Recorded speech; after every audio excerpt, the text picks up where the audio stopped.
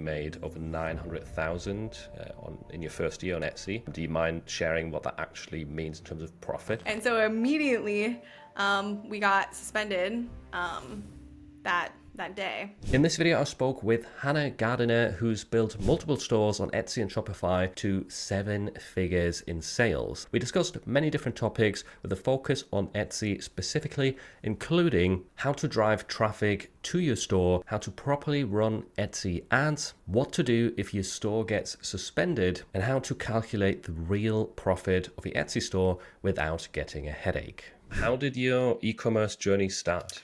My e-commerce journey started back right after I graduated college, when I basically said to the world that I didn't want to get a real job. And like many of us, I was like, I want time freedom, monetary freedom, and location freedom. And I'm still working on all those today, but that wasn't like a job resume. That's not like, I'm gonna go find that in a career or something. So I kind of went on this journey of discovery to figure out how I could achieve these like 3 attributes for myself. So that led me down a bunch of different paths. Social media marketing agency at the time was like the thing to do, was do media buying for other companies. And I was going down that whole path, made a bunch of friends, and I was trying to basically get doctor clients like in the medical field. So I was looking for like medical spas, dentists, just any like office for medical to basically run their ads for them and build offers for them. And I ended up getting all e-commerce clients somehow.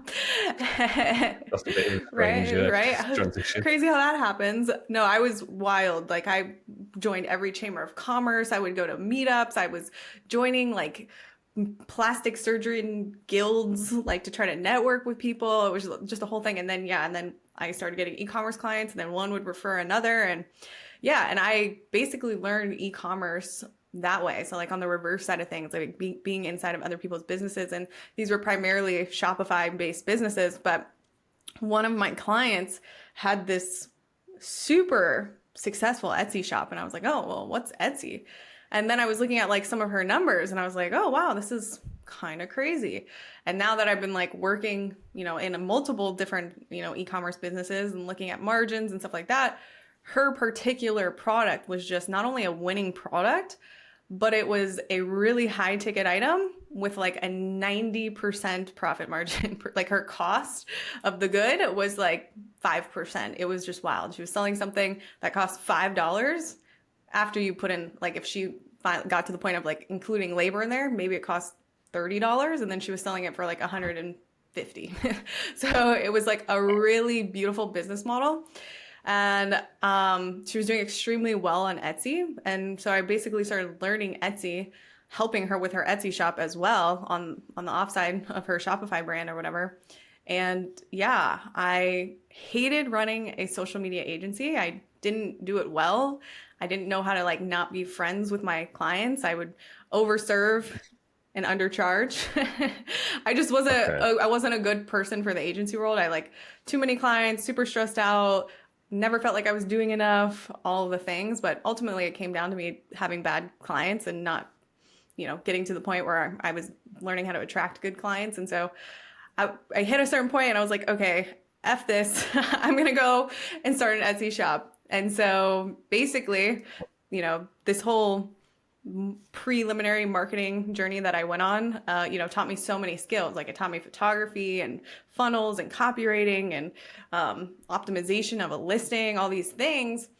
And a lot of those skills translated into this now Etsy landscape that I was being introduced to. And so when I launched my first brand, I think that's how you found me, maybe is from that video. We saw those numbers and, we did $1.1 million in the first calendar year between Etsy and Shopify.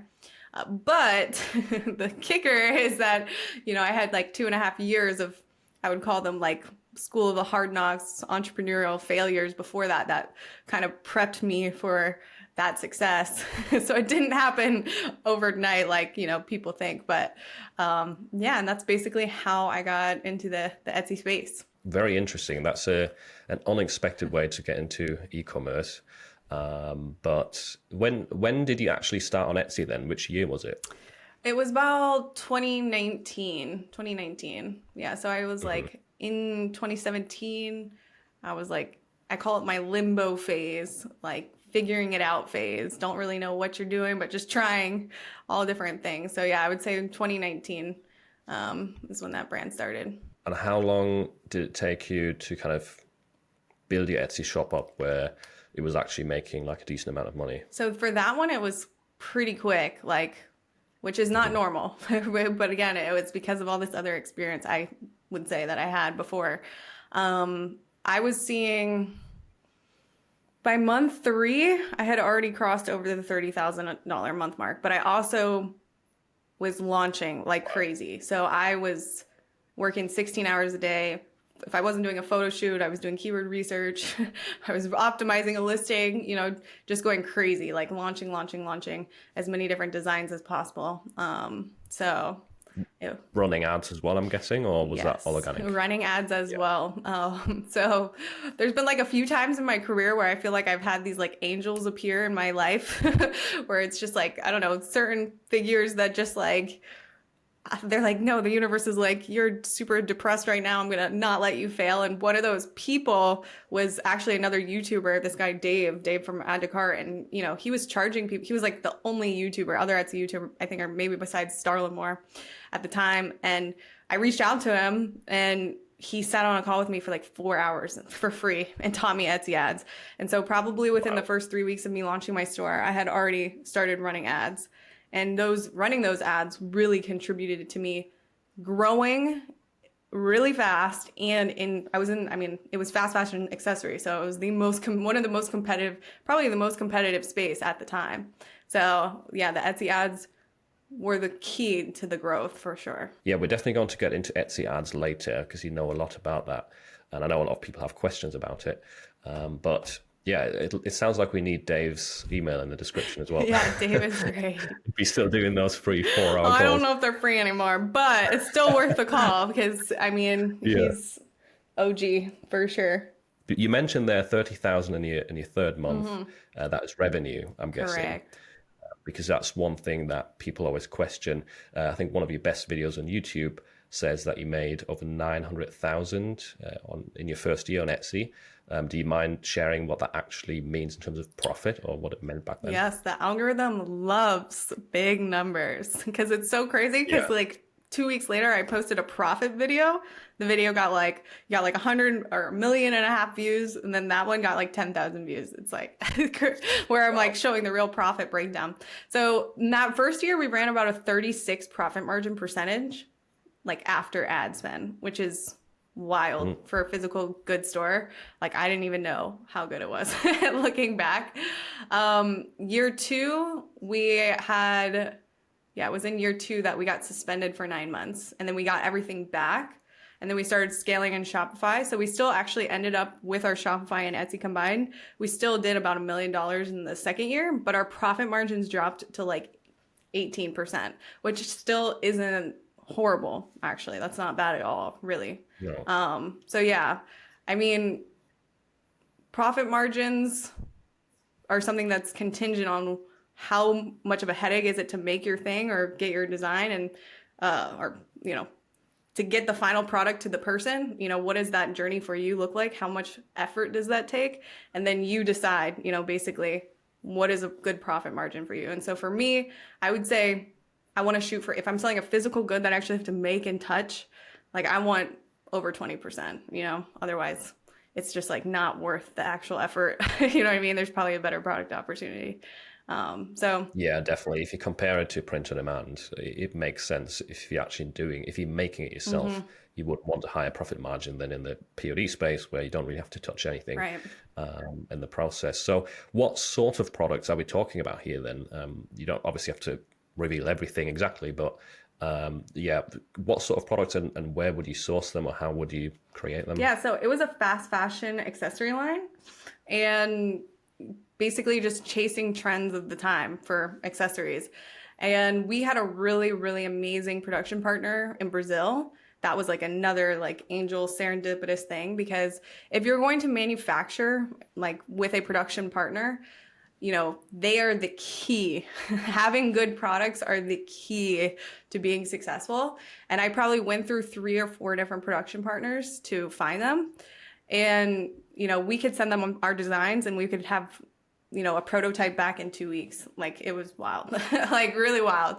And now, you're not just limited to China. You can find production partners in Bali and or Indonesia, Vietnam, South America, in the United States, So that part of landing a production partner is really subject to you and how creative you're going to get with finding that, missing piece of the puzzle, because they're out there. It's just sometimes it's not the first person that you land on. It takes, even with my second brand, I can't tell you how many different production partners we've been through. But when you find them, it's major key. What do you look out for then whilst choosing them if you go through that many?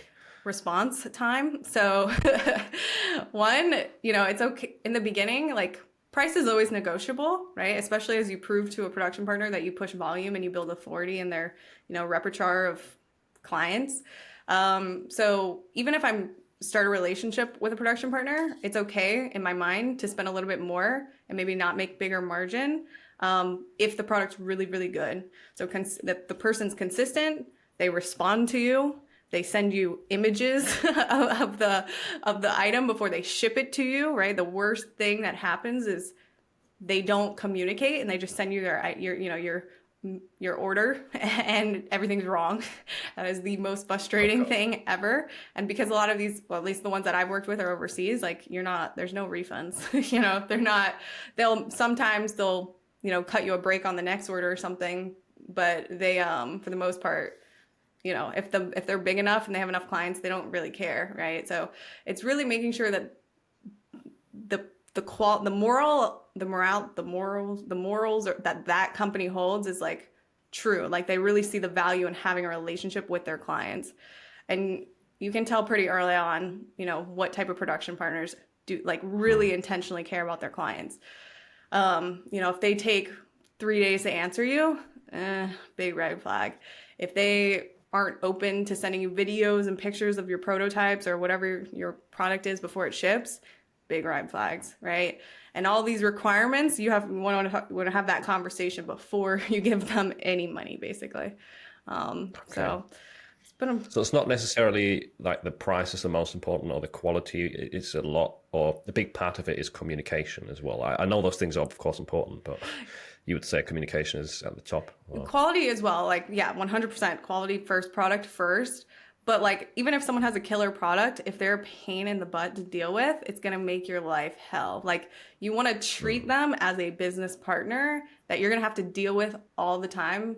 And like in business, a lot of the big reasons that businesses fail is not because the product failed, it's because the relationship with your partner failed. And so it's the same thing with your production partner. Like they're your plug to your business, right? So you really, really want to nourish that relationship and prove to them that we're not that you have to prove anything to them, but they should really be proving to you that you are a priority and that, they need to communicate. They shouldn't try to cut corners. If they tell you they're going to send you one thing and they send you another thing, like that's an automatic no. We don't give them second, third, fourth chances, which is something that I also used to do. Like, oh, well, they said that they would make it better the next time. And it's like, if you really messed up my order the first time, you're not going to do it better the second time. You know what I mean? Or a lot of times production partners will send you, a version of your product, a prototype, and then it's beautiful. And then the actual order is like, the quality is completely different. You know what I mean? Like those people know exactly they know what they're doing. You know what I mean? So you've learned to be less nice, basically. Correct. Like you were in your social media days, like too nice to people. Correct. like make a mistake, you're out. Yep. But obviously before choosing a partner, how do you choose the actual product to sell? So the product to sell, the whole journey of before you go out and invest a bunch of time, energy, and money into a product is that you want to validate that people actually want to buy what you have to sell. So a lot of times people have this like, I have this amazing idea. I'm going to sell this thing and no one else has it and it doesn't exist on the market yet. And they're like basically creating up something that doesn't exist. And sometimes that's really powerful because if it does work out, it works out really big. But there's also a risk involved with that. Kind of like, my software, right? It's not being done, right? So profit tracking for Etsy, like I thought, oh, we go to market and everyone's like super psyched. But because it doesn't exist yet, you have to like educate the market on why it's valuable. And that costs money and time, right? Versus going after, like if you're launching something new for the first time, I almost say, for me with my accessory line, it's like we didn't invent the wheel. We just looked at what was already working and did it better. And so if it's your first time in business, it's almost better to go after that type of product opportunity, get confidence in your ability to sell things online. And then when cash flow and money's good, then we can go after the more radical product opportunities where, it might be a little bit more risky. So to your question, if you're going to go into the market, we want to validate that there's clear signs of momentum that people actually may potentially want to buy what we have to sell.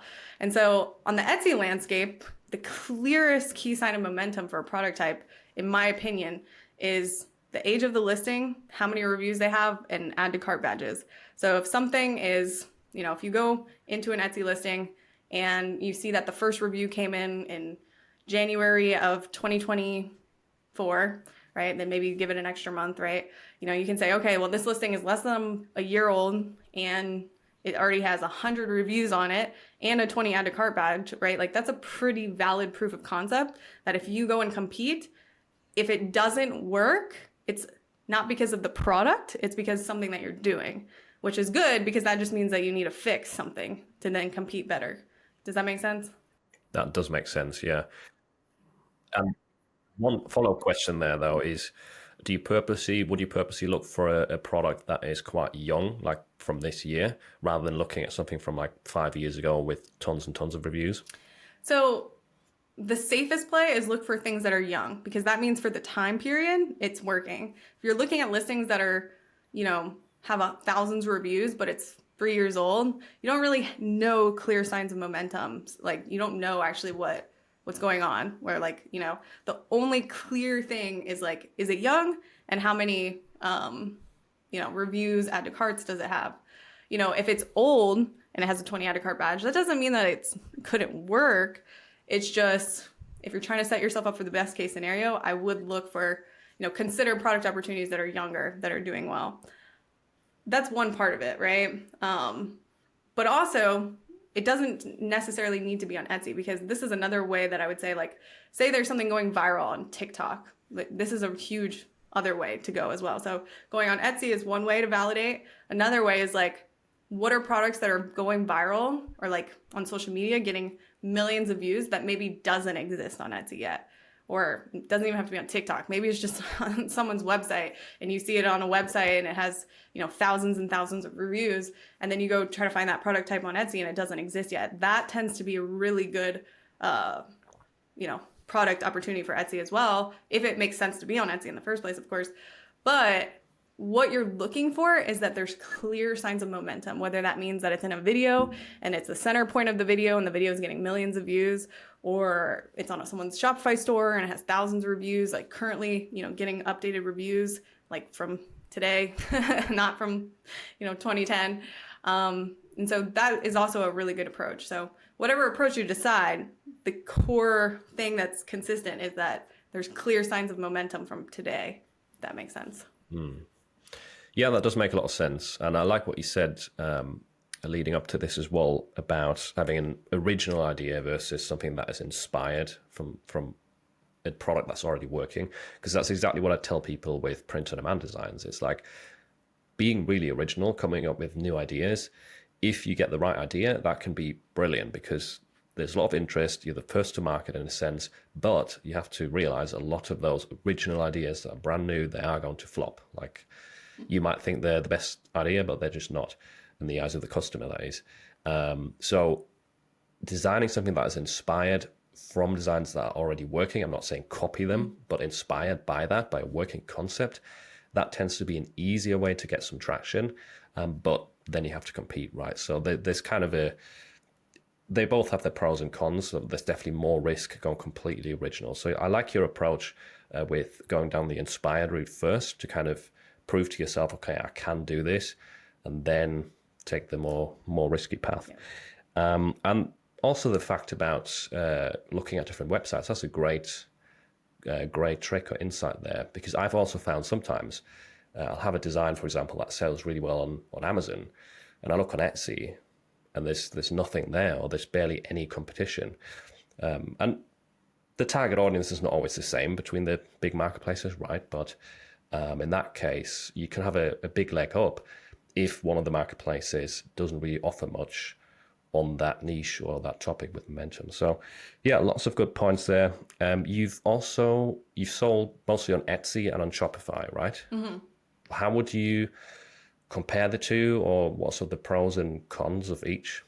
Yeah, it's two completely different engines, right? So, and Etsy, it's I mean, like say you have one brand and that brand's being sold on TikTok Shop, Shopify, and Etsy. People think, oh, it's the same thing, but it's actually not. It's like running like three different businesses, right? And so the needs, wants, fears, and goals of an Etsy engine is wildly different than the Shopify engine. Neither is better or worse. It comes down to, what do you want as the business owner? What do you want to do? Like what, so in terms of Etsy, I always call it like a horizontal scaling business, right? So like, how do you make more money on Etsy? You launch more things and you get your ads to the max, right? After your ads are maxed out, there's no other way to make more money other than launching horizontally, and making more products. Shopify is like, not like that, kind of, but not as extreme of, oh, you want more money, you need to launch horizontally.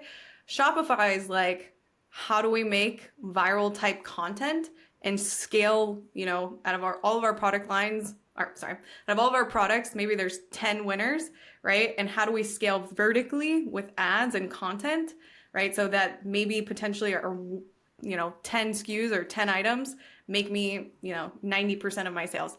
And that's not true. That doesn't mean like your only 10 items is 90% of your sales per se, but it's very much a vertical scaling business where you're going to find, out of all of your 100 products that you have in your store, maybe 10 make sense with ads on Meta or TikTok or influencers or whatever. And you're just going to, scale those ads as high as you can with it making you money, basically, if that makes sense. So it's very like content driven, very ads driven. And the ads on Meta and all that is very different.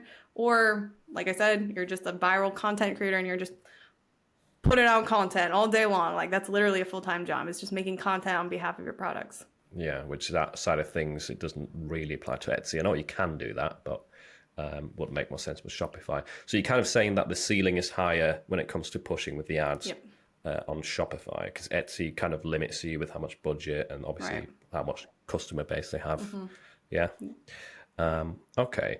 What do you think, what should a beginner do who's new to this space, whether it is print on demand or wanting to sell a physical product like you, who maybe doesn't have the biggest budget, because I'm guessing that's most people watching, would you say start on Etsy or start on Shopify? 100% Etsy.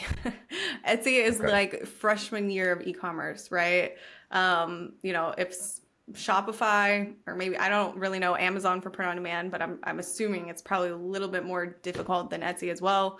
Etsy is just like the stomping ground for like e-commerce beginners 101, gain your confidence there. There's so much confidence that comes with finally getting consistent sales and people giving you money in exchange for something that you made.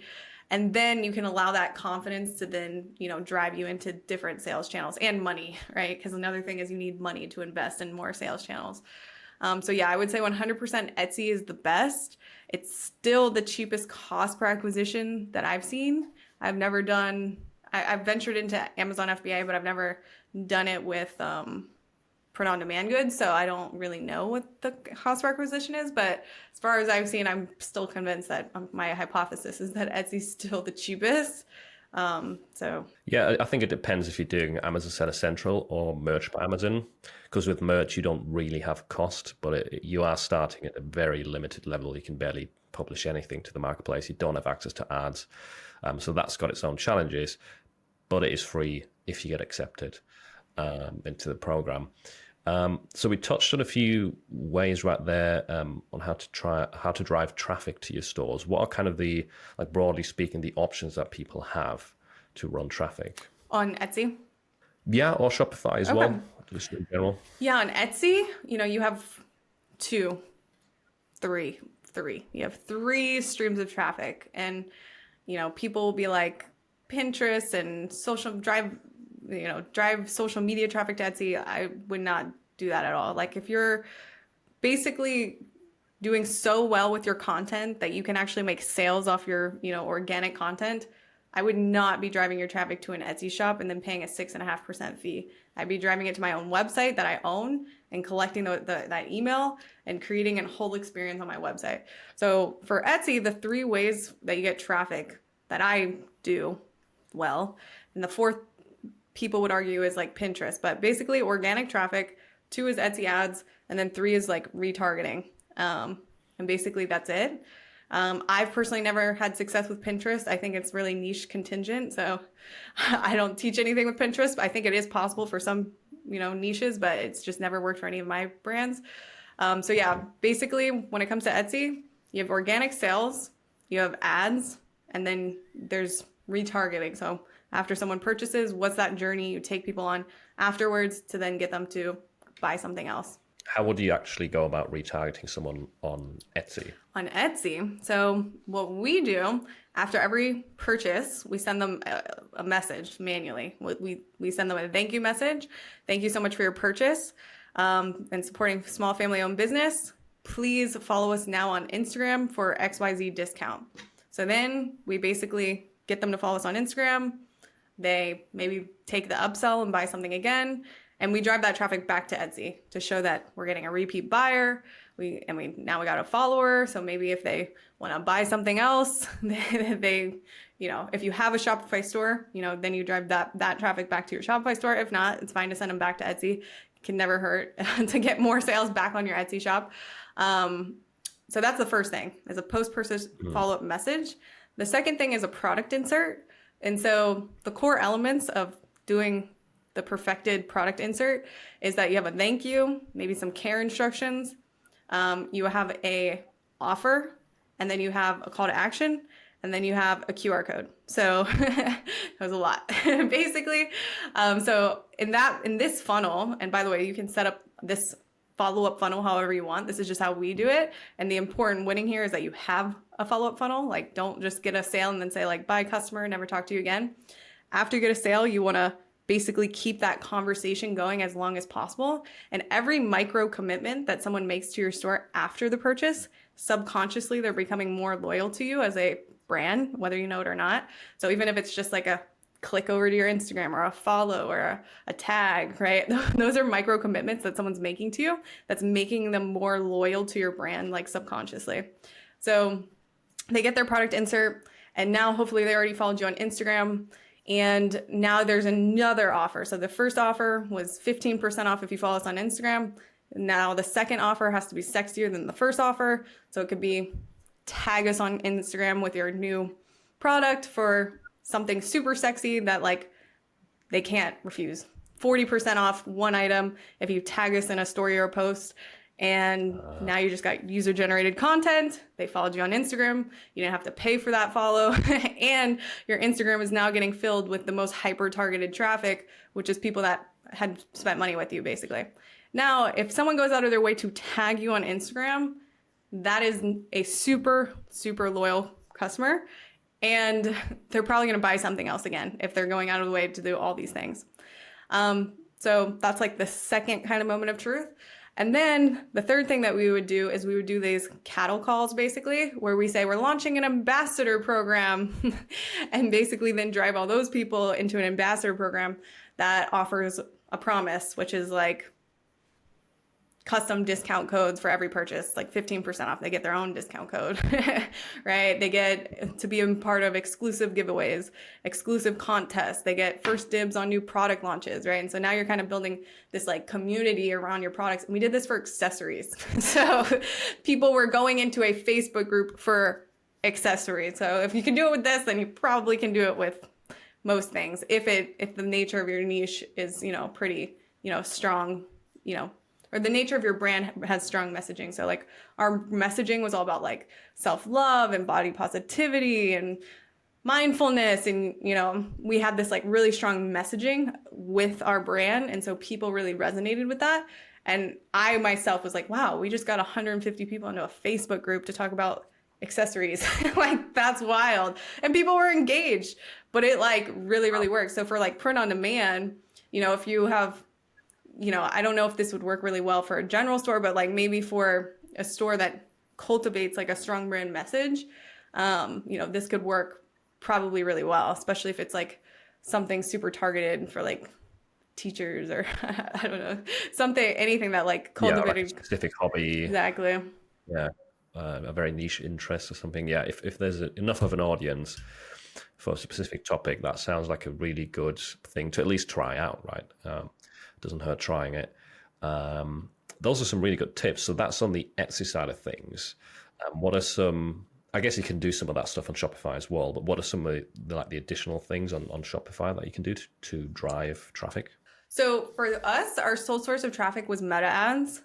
So we took actually the data from our Etsy shop. So like our most viral product, that's the product that we would focus on making all the ad creatives with. And we would run all of that to our Shopify store. So we would, use those ad creatives for our best-selling product. That was data that we took from Etsy and then translated that into, our Shopify. And so at our height before the iOS update, we were spending like $2,000 a day profitably. The margins were a lot less than Etsy, but it was still profitable. And for us, it's a lot more work than Etsy for less money, but at scale, it was still making sense for us. And so we would do meta ads. We had a whole influencer outreach department. And this was back when, it was a little different times back then. Like an influencer with like 20,000 followers would send you a media package and be like, it's $10,000 for a shout out. So what we found actually is that our best influencers were actually people that had already spent money with us.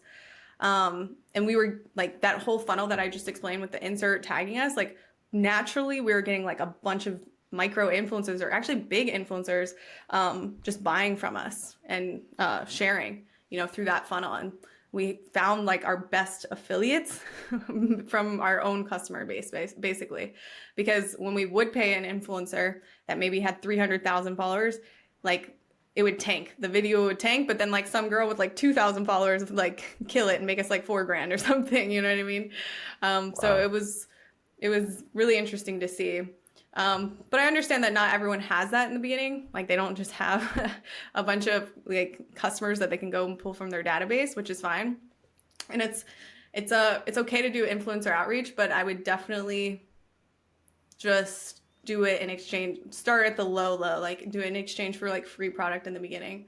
Because honestly, in the beginning, the important thing is just getting your product in the hands of hundreds of people, making video testimonials, because those video testimonials and having a bunch of people vouching for you is more valuable, when someone goes to your website to see that like, hundreds of people have bought your product and, they're taking pictures with their product. Like that content is so valuable to have. So even if you had to give away 100 free units for some video testimonials, like that's for Shopify, it's like almost necessary. Like you can be curing cancer, but like it really doesn't matter if no one's vouching for you, basically. Yeah. Okay, it's kind of like the social proof. Correct. That you need. So it's better to do that rather than jumping in and paying an influencer like 20 grand just to wear your shirt or whatever it may be. I mean, you can, it's just super risky, right? Like, and if you are going to pay influencers like that, you want to really, you really want to get them to validate like a case study example. Like, hey, show me like some results you generated for, a parallel item or something similar. You just need proof that like everyone's an influencer now, but there's only far and few between that actually have influence, meaning that they actually influence people to make a purchasing decision. Like that's when you're really an influencer, when you can influence people's purchasing decisions. And so everyone with an account that has over, a couple thousand followers now is an influencer, but it's like you got to really find the people that actually influence, Yeah, you could have 100,000 followers and only be influencing 1,000. Correct. Or you could be influencing 50,000 Right. with the same amount of followers.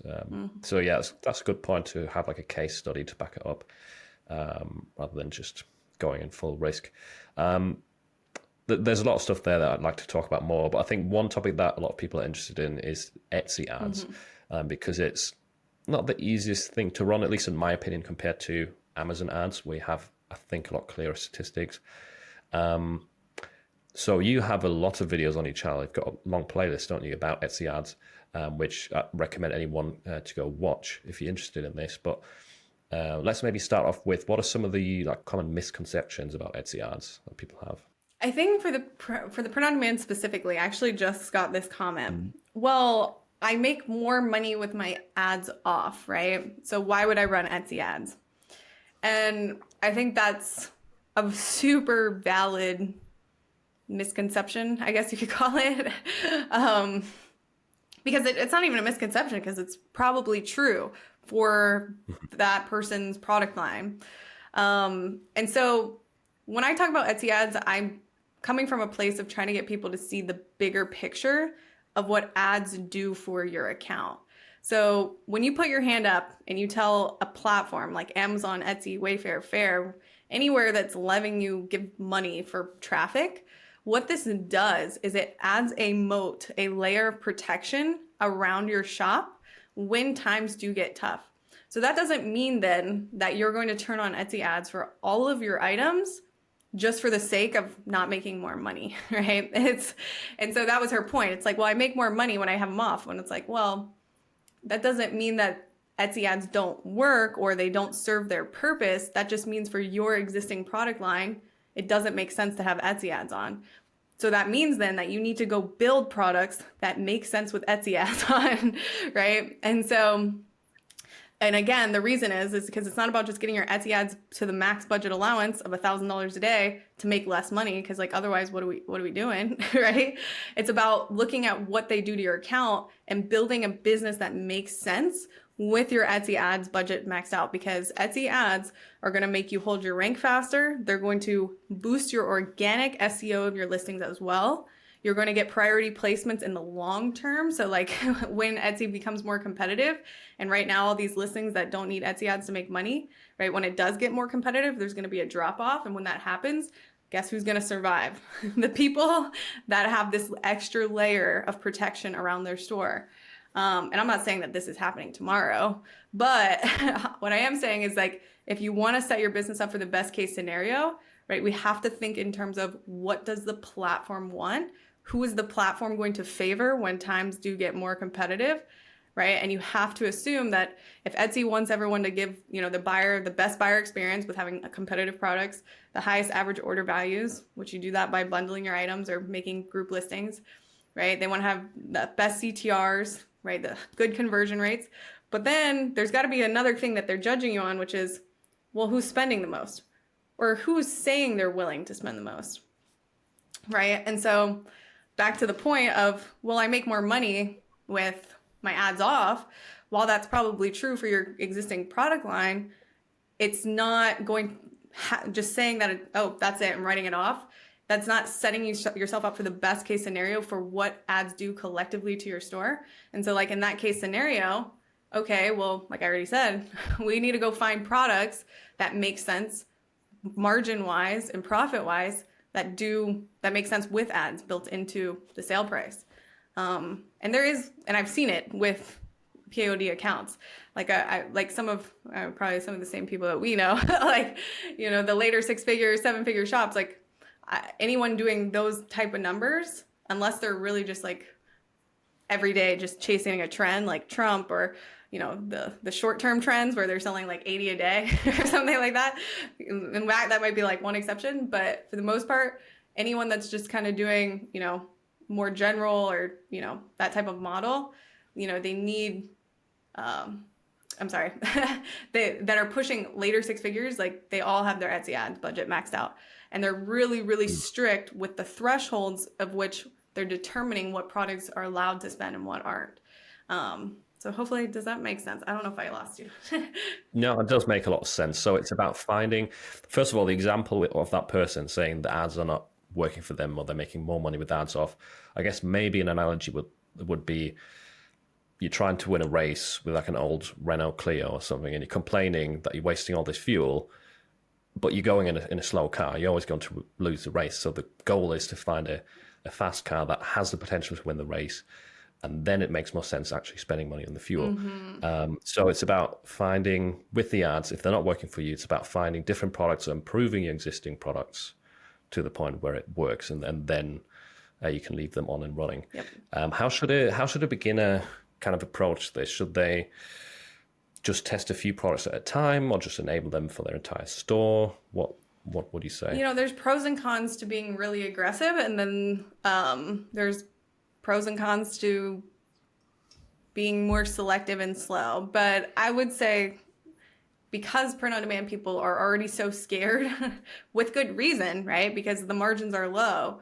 I would say only focus on, the top 10% of products that are organically already doing really well.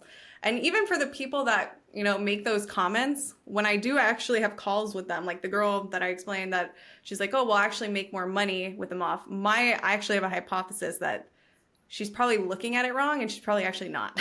Like she probably actually is making more profit with them on, because I've gone many calls with people that have said that same thing to me. And then we actually go into their account and we break down the numbers, and I'm like, wait a second, you said this, but actually, no, you actually are making more money with them on. But so for the safest play for a print on demand seller that's super nervous is just focus on the top 10% of products that are already doing well organically, because the ads should put fuel under the fire of what's already performing, right? And so think of it this way, right? You post your shirt that's getting you, you've already gotten 50 sales on it, right? Now the Etsy algorithm already has that shirt indexed for a certain set of keywords, and it kind of knows the audience to which it needs to show itself to, basically.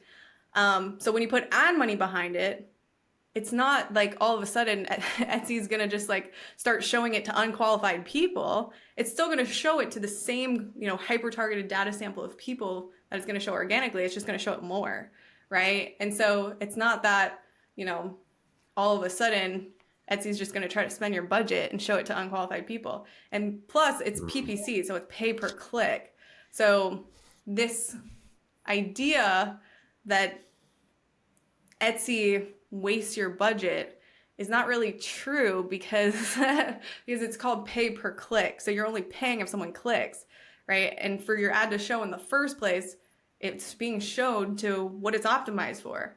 So, and that's another thing that makes Etsy ads so beautiful, because like this is not like meta ads where if you set your budget to $2,000 a day, like how we had it, it's going to spend $2,000 a day, whether you get good clicks or not. They don't care. They're going to spend your money. So it's a much fairer game. So yeah, I would say for the new seller, turn it on for listings that are already doing organically well. And you really need to determine what is your threshold. So, and to your point, I think, we were talking earlier, like, well, it's so hard to already get our numbers. So it's really uncomfortable to have this idea that we're going to now give up more money when we already like don't have a clear insight. It's blind. Like I told you this earlier, like at the Etsy ads analytics dashboard shows you nothing that is actually going to help you determine what you should do with the ad, right? You actually have to calculate it yourself. We talked about this before the call, didn't we? And that actually leads into my next question, which is, how can people track them properly or read them properly? Because Etsy in general doesn't make profit very clear, and the fees. It's very difficult to calculate. And if you add ads on top of that, it makes it more confusing. So how do you actually know, is my ad helping me make profit overall? Yeah, so the first step of this is understanding what your profit is. So my tool, Profitry, if you don't mind me sharing, is it's the first Linked below. the first ever automatic profit tracking tool. So the first leg of this is having a visual of what your actual profit is, and that visual is then going to help you determine what amount of pie is left over to then go to ads, right? So if you're running a print-on-demand store and historically before your ads, your profit margin is 28%, then that means for you to still keep 15 to 20%, right? You can't let that ad budget go past 10%, right? And you determine how strict you want to be, right? You make this threshold up for you, right? For me, selling physical goods, where our margins are much different, I can, my thresholds are going to be very different than say somebody, in print on demand. But it's, again, this is why I'm always like, it's not one size fits all. You determine how much money you want to make, right? But with the whole overarching goal in mind that we want to get our ads to the max, but we want it to get to the max that makes sense, where we're still clearing the profit that we actually want. So the first step is getting your profit. What is my profit margin percentage before ads, right? What is that number on the store level, on each listing level, which this is something that Profitry calculates for you, by the way. And then we can visually see, all right, how much piece of the pie is left before we factor in ads. And then when we're running our ads, we want to look at the spend.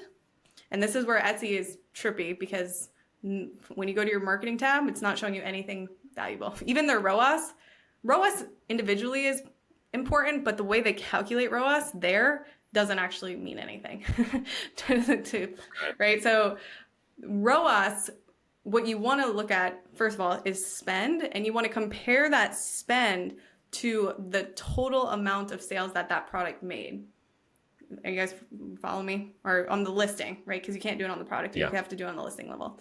So the spend of that listing versus the amount of total revenue included of total revenue from ads and organic sales.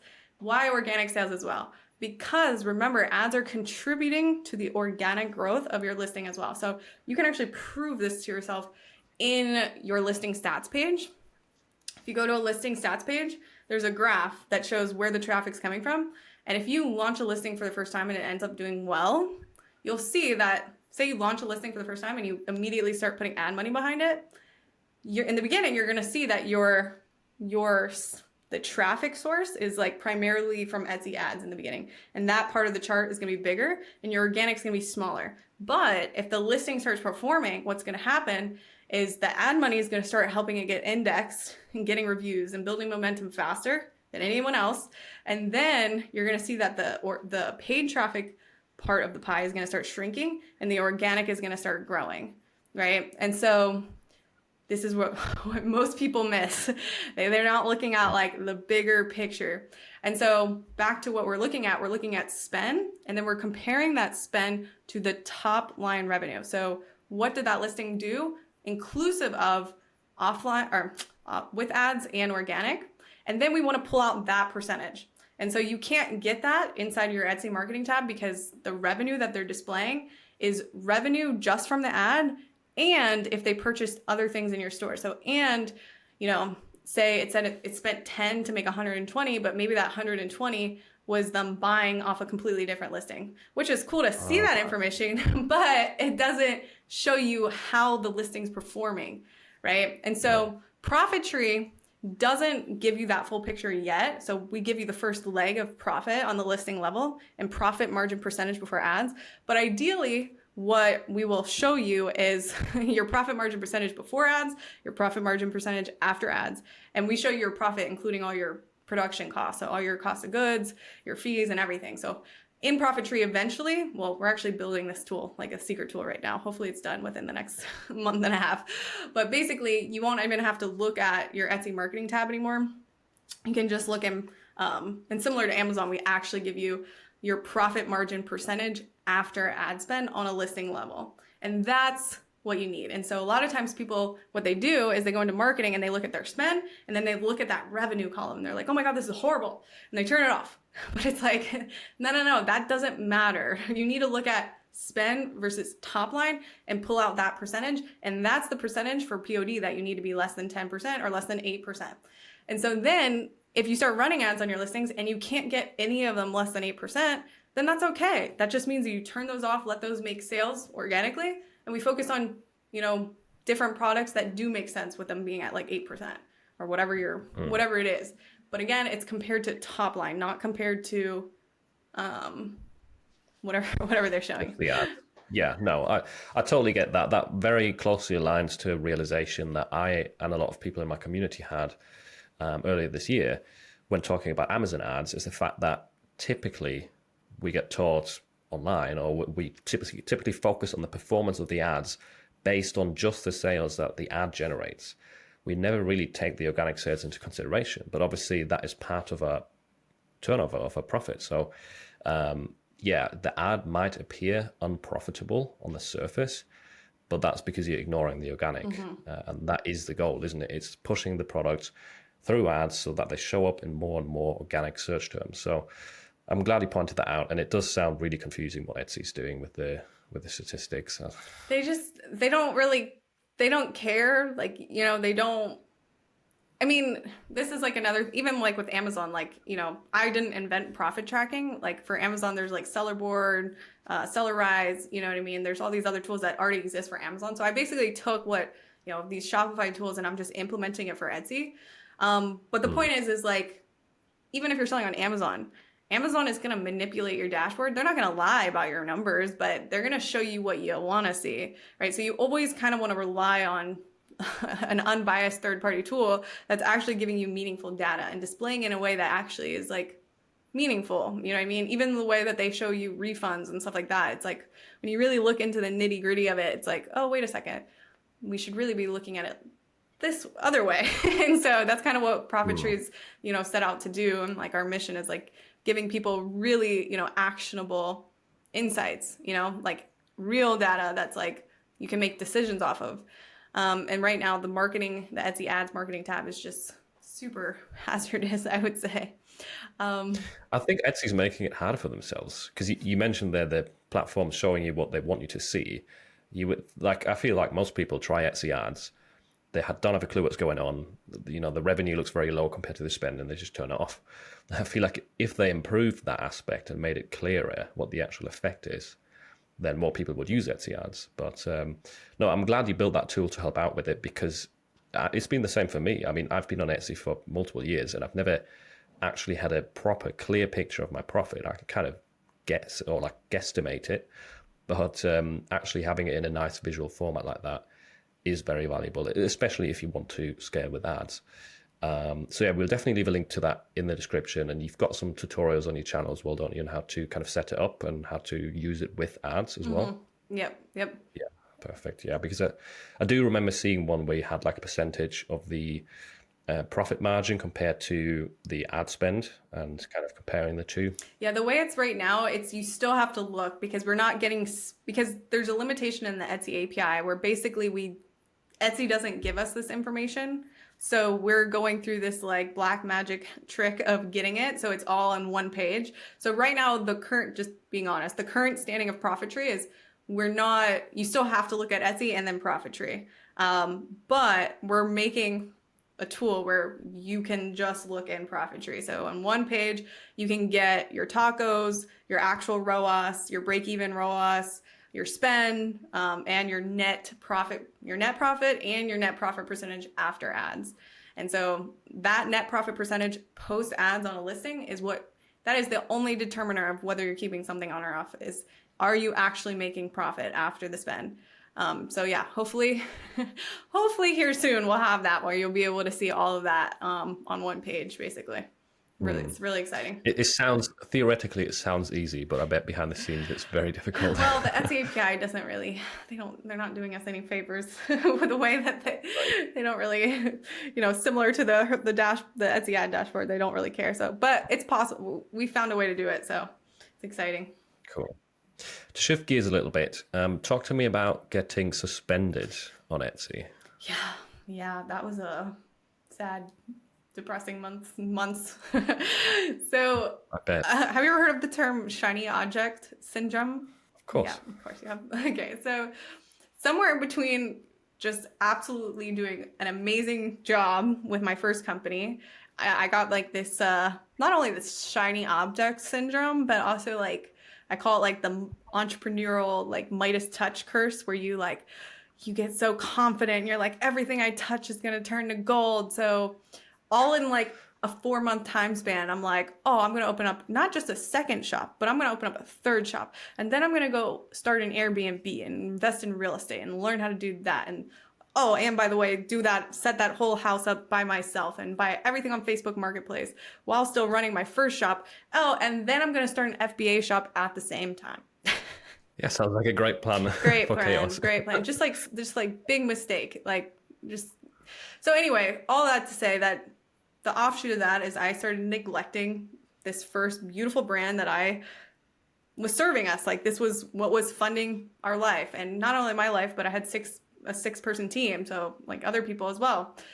And so in that neglect, I didn't train somebody properly on keywords. He actually did exactly what I told him to do. I just didn't teach him about illegal keywords. So in your Etsy stats page, you have, or in your ads, you have, oh, by the way, that was something else that we should circle back to, but not to get on it about I'll try and remember. I'll write it down. on marketing with turning off keywords for ads, because I learned something about that. But back to the suspension. Yeah, basically, you have, why did the buyer search for this? Words. And so what I taught him is, go through this, why the buyer searched. And if you see that there's words that are appearing that we're getting a lot of clicks for, or it's showing up a lot, that don't exist in our title, tags, or description, take those words and put it into the titles and tags descriptions. And so what does he do? He does exactly what I say, and he goes and he sees all these words that, well, none of these words exist in our title, tag, description, and they're getting us a lot of views. And so he put them everywhere. And what they were was a bunch of illegal keywords that had designer names in it. And so immediately we got suspended that day. So we actually got it back 9 days later. They gave us everything back. We explained, we were like sending them videos, like trying to explain to them what happened, like this was negligent on our part, but it won't happen again. This is because it's Etsy was referring those keywords to us. So it was like kind of them as well. It's like, black, gray area. I don't know. So anyway, but more so my fault, right? Like I just didn't teach him like, hey, you can't put Versace in your title. And so basically we actually ended up getting everything back. And then about 30 days later, they suspended an actual listing. And at that point, we had removed anything that we thought was potentially hazardous because we were so traumatized. And they suspended a listing. And the first time that the account went down, they told us that it was a glitch on their end. So even though we knew we were wrong, their response was like, oh, this was our fault. And so we're like, okay, well, whatever. And so then like 30 days later, when they suspended a listing, what did we think? Because we had removed everything that, he had put in those listings. And so we're like, oh, well, it must be a glitch because that's what they told us. Because they were like, and so we reactivated the listing that they deactivated, not realizing that they were actually like deactivating it because of the actual product that they said was potentially infringing on like a trademark, even though it wasn't. And so that just looked like we were being straight defiant. And because we had the suspension before, that was like our maximum strikes or whatever. So then they suspended everything for 9 months. And then, we appealed it. And then after 9 months, I was like, I'm going to give this one more try to get it back. And I sent them one final email. And then they gave it all back and apologized again. They apologized again? Wow. Yeah. That's unexpected from Etsy. Right? But you did have a 9-month gap where the Correct. shop was not opened. Wow. Yep. Were you able to revive it at all? Or? Yeah. I mean, we were doing about $80,000 to $150,000 each month. And then when we got it back, it did 20, and then we got it up to like 30.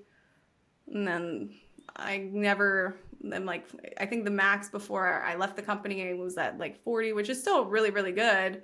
But at that point, I was just I had all these other new business ventures, and I was just I don't know. It became like, You didn't have any energy left to try and revive the old thing yeah, that you the did like team, a year I ago? had to let go of a lot of people, and it just became like this soul crushing relationship. And I always promised myself that like I was never gonna just stay in something for money. And I saw what needed to get done to rebuild it again. Mhm. But at that point, I was just like, you know what? I'm done. It was Wow. really hard to, That sounds like a very, very stressful situation. yeah. But I mean, I'm kind of surprised that you got the store back in the end, because typically when I hear from people they get suspended, it's very difficult to get a hold of Etsy, and like I couldn't imagine them apologizing to anyone. Yeah. Amazon is very similar. Like they'll tell you there's a glitch and then they say that it's fixed, but you do the same thing and it happens again. It's chaos, isn't it, with the marketplaces? Mm-hmm. What would you say to anyone who is in the same boat, who's got a store that's already been running for a while and it gets shut down? What should they do? If you're truly innocent, like in our case, I think what saved us is like the series of events of confusion, because they did tell us, like, it really was like they told us that it was a glitch the first time. So we really truly thought it was a glitch. I don't know. I think that saved us, but I would just say like if you're truly innocent, compile evidence, take videos, screenshots, send invoices. I mean, send them evidence of everything that you have, for whatever they're saying that you're violating. If you really are innocent, just compile a case of innocence, and don't give up. If like that, I think that's another big thing is like people, appeal it a few times and then they like give up, but like you have to keep trying. Like, my boyfriend, he sells on Amazon, and the stuff that he's gone through. Mm. I mean, Amazon is such a more competitive game. People are sabotaging other listings. Like it's a whole other level of stuff that he goes through. And all through the years, like the thing that would always, you just have to keep fighting. You have to keep fighting, getting creative, trying to figure out a way. Because if you really are innocent, you will get it back if you don't give up trying to give it back. You know what I mean? Yeah, Amazon support is Yep, tough to get through. Sometimes it feels like no one's reading your messages, but for sure. most people do give up after a few attempts. Mm-hmm. And I've also, on that note, I've also heard of people's either Amazon merch or Amazon KDP accounts getting shut down. And then sometimes a way that they've got them back is not by going the normal route of, clicking on the contact us button for support, but by sending an email to jeff@amazon.com, which obviously it gets passed down to like the next department, but it seems like those emails land somewhere else where people are more likely to read it and potentially restore an account. I did make a video about that a while back, and I do still get comments occasionally of people saying, yeah, I tried this, it actually worked. So sometimes there's these kind of gaps in the system, I guess, where you might have a higher Yeah, chance. I mean, post on social media. That's like the people, they hate bad PR. Tag them on Twitter. Make your case on Twitter. Like I mean, he was going through a suspension the same time we were because of a whole different reason. They were actually getting like attacked by like competitors. And so I couldn't even be upset because what he had to go through was like, wait, and it was crazy because it was like almost at the same time. One Twitter post. He was down, I think, for like 11 months. We were only down for 9 months. He made one Twitter post and he got everything back. Wow. It's wow. That's They hate crazy. bad PR. That's another thing as well, social media. If the contact or the email or whatever is not really helping out, a lot of these platforms or companies, they have like a chat on their social media. Not all of them, but sometimes you can get to an end result way quicker or speak to actual people rather than like an automated response on email. So yeah, that's another way. Right, that was a lot of very interesting insight. If anyone wants to go deeper on some of the topics like ads, profit tree, then there's lots of content on your channel. Where else can people kind of connect with you or find out more, learn more from you? I mean, I think social media is great. I mean, YouTube. My Instagram is ecomhannah. There's also ecomhannah.com. Can get some stuff there as well. Okay. I'll leave all the links below. I just realized that I wrote down that thing about ad keywords Oh, yeah, yeah. that pop into your head? So, with the keywords, we're talking about being strict with your threshold of like, making sure that your ad cost percentage for a listing is less than X, Y, Z. Another thing that I actually learned from another YouTuber that she does that, which is really interesting for print on demand, is because the nature of print on demand is that you get clicks way faster than say my products.